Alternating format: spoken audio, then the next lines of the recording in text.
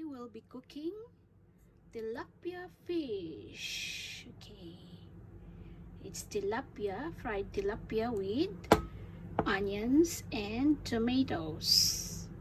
Okay, and we will be having also an okra salad, or it's the latest finger salad. Okay, so for our ingredients, we have, of course, our tilapia fish. I seasoned it already with salt, and we have a slice of lemon.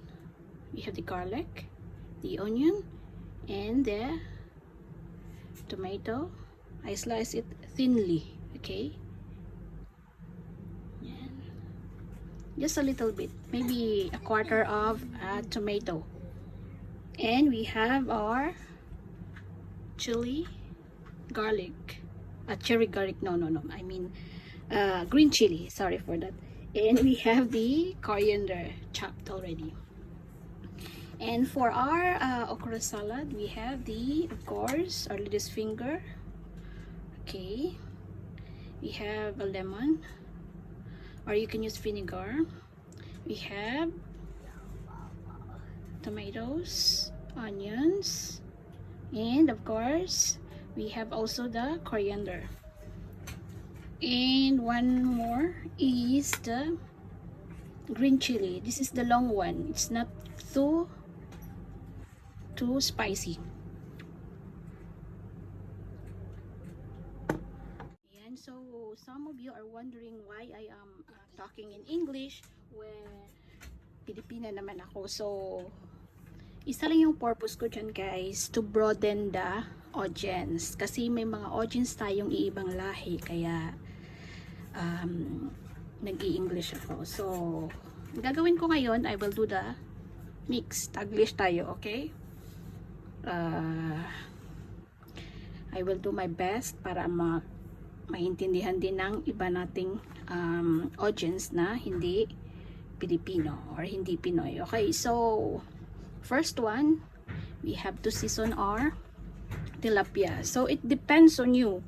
So yung mga Pinoy, mostly as Filipinos, only season it with salt and what you call this one? Salt and black pepper. So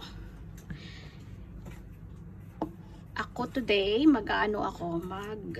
i-experiment tayo ng ibang version. Okay? So I have here the turmeric powder. I have the red chili powder. Okay? So it's up to you.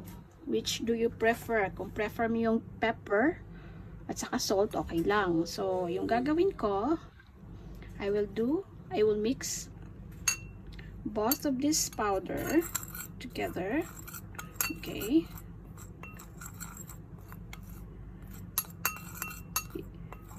Okay, so ngayon, guys, marami ng turmeric na na nasa market. You can either buy in the market, powder na siya, nakapack, or if you have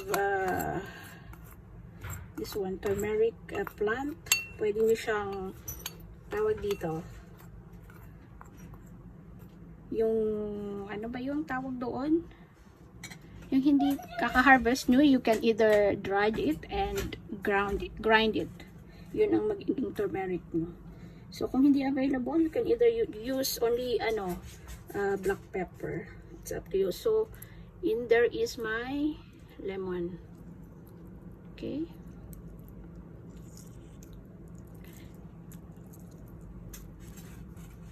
This is for our fish. Okay. So makikita nyo kung nagiging colorful yung ating fish. Yung ating tilapia fish. So it will give a nice color in the fish. At saka nakakatanggal din ng amoy. Okay? Nakakatanggal din ng amoy yung turmeric. Marami siyang benefits. Okay?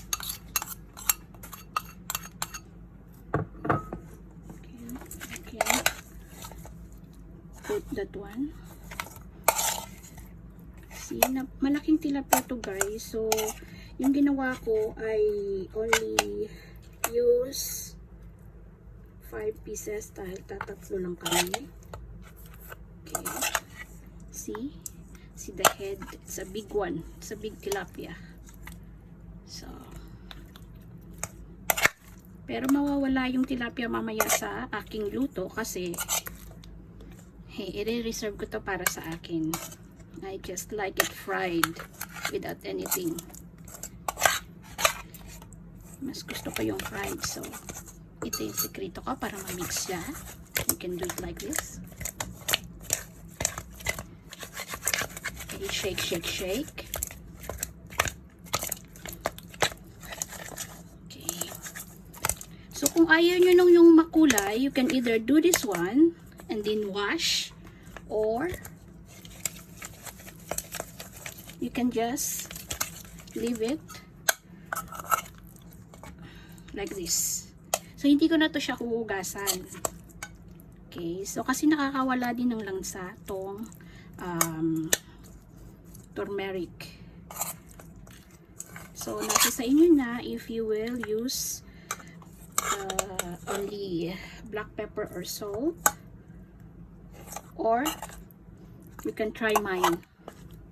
Okay, so sit aside natin siya for 10 minutes bago natin siya piprituhin. Okay, see you in a bit. For our salad guys, nagpainit ako ng tubig. Okay. So, iba-blanch natin ang ating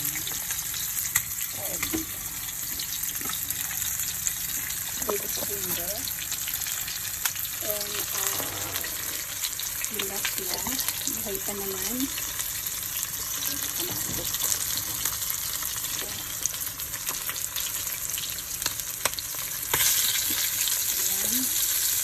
Ingat-ingat.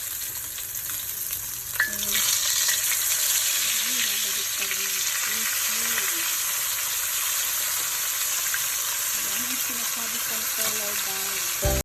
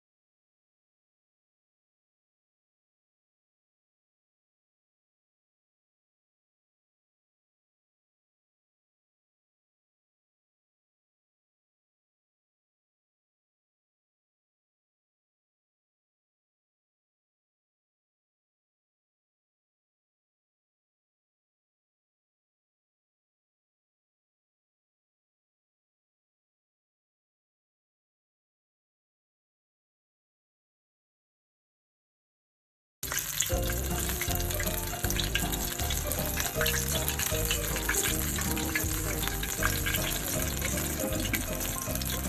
pa siya.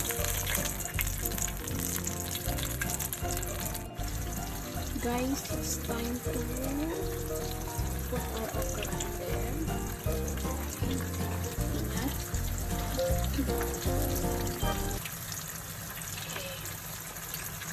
So again, I season it with salt. Okay? As you decide. Bahala kayo maglagay ng kung ilang salt ang ilalagay nyo.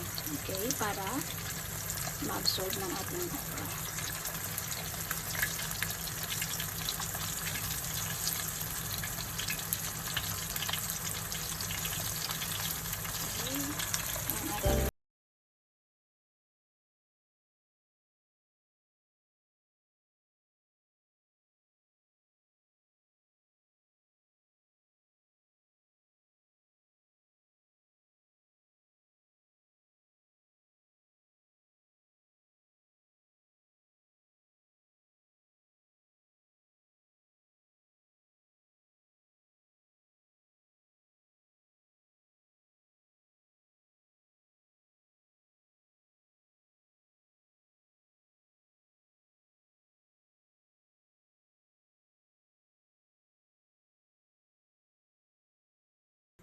Okay guys, it's time na para lutuin natin ang ating onion. So, pakita ko sa iyo kung ano yung resulta ng ating pakulay. Ayan. Yan na po siya. And then, mag-start na tayo.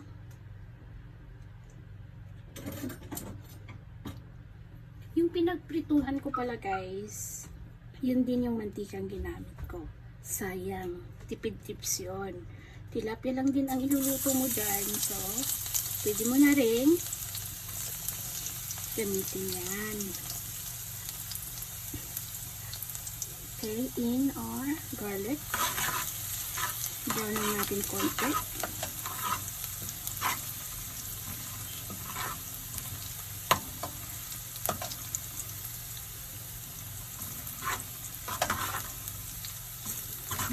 Brown, then our onions. And medyo paghiwalayin natin.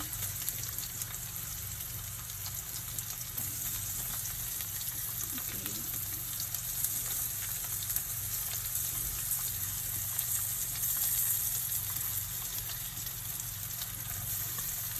Isang malaking onions to guys. Pag maliit na onions, you can use 2.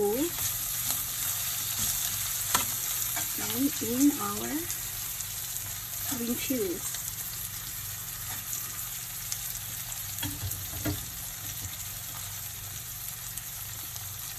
And some salt. And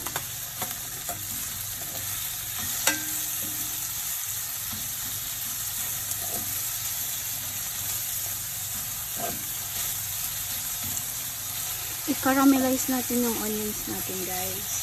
Parang ano din to guys. Alam mo yung sa atin escabeche, pero wala siyang ginger. Garlic lang at saka onions at konting tomato.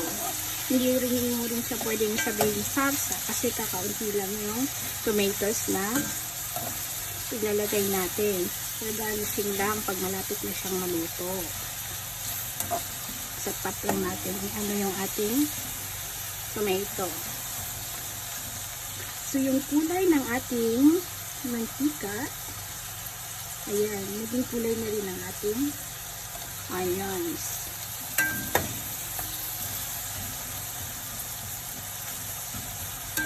Yan. Hintayin lang natin mag-caramelize yung ano guys, yung ating maluto ang ating onions. Ayan guys, almost done na yung ating onions, brown. seasoned also. Then, i-add na natin yung ating fried na tilapia. Okay.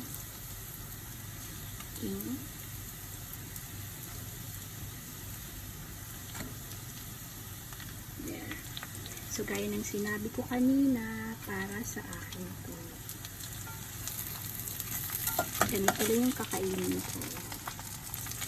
With sausawan. Ayan. Mahilig tayo sa mga Pinoy. Ayan. Okay. Mix it slowly para hindi mabiyak yung ating tawag dito. Ating tilapia. And kailangan natin hinaan ang ating apoy. Mahinang mahina. Okay.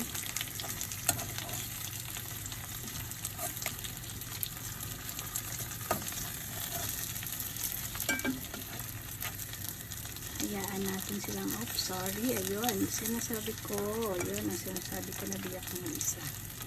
Sorry for that. Dapat dahan-dahan lang. Then, in is our thin slice of tomatoes. Yan.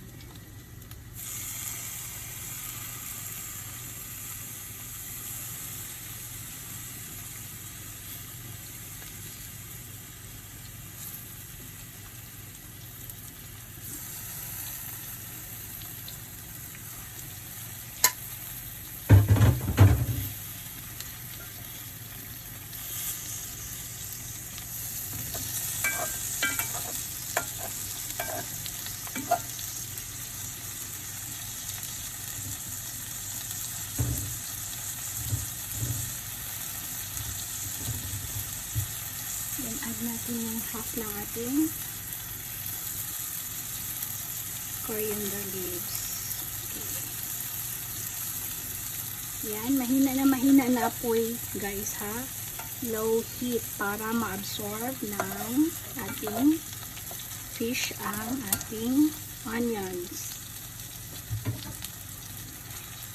Okay, mahina.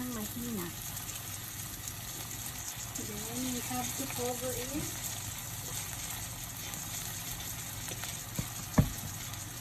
Cover natin siya, guys. 2 or 3 minutes. Then, patayin na natin.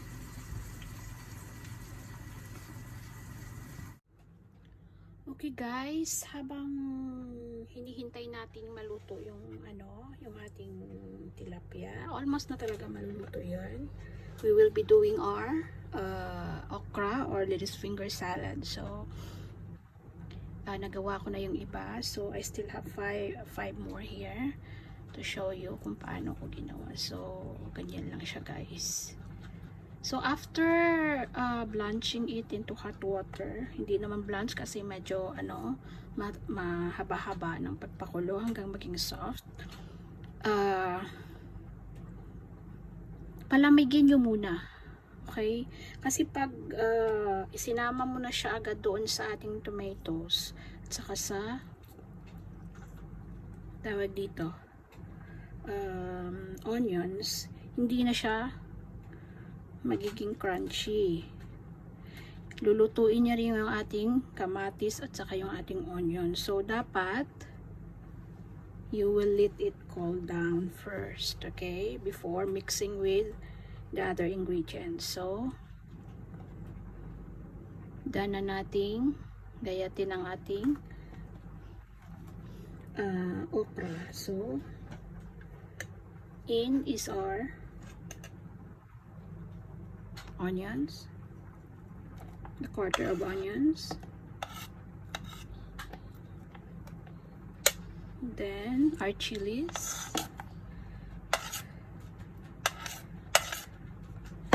and our tomatoes.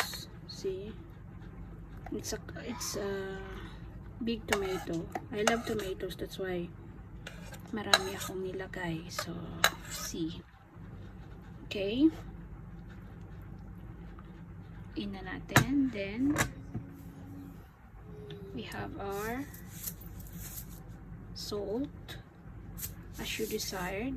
Okay, kayo nang bahala mag-season ng salt.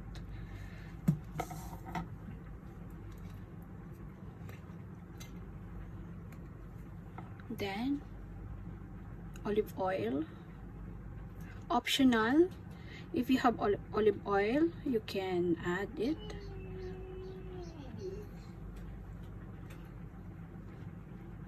If you have sesame oil, pwede din, or mustard oil, it's up to you. Okay. Then a squeeze of lemon, or if you don't have lemon, you can use calamansi or vinegar. Okay, you can add black pepper also if you want.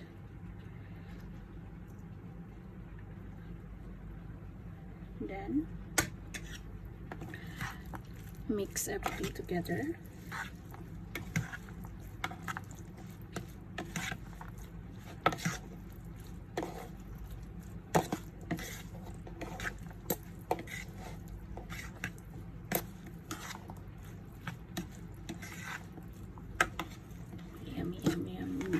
So this salad is best for fried or grilled fish. Diba? You can add soy sauce also if you want. Then lastly, garnish it with our coriander. So if there is available, you can add it. Kung wala, then it's okay. Okay, or you can add mint also.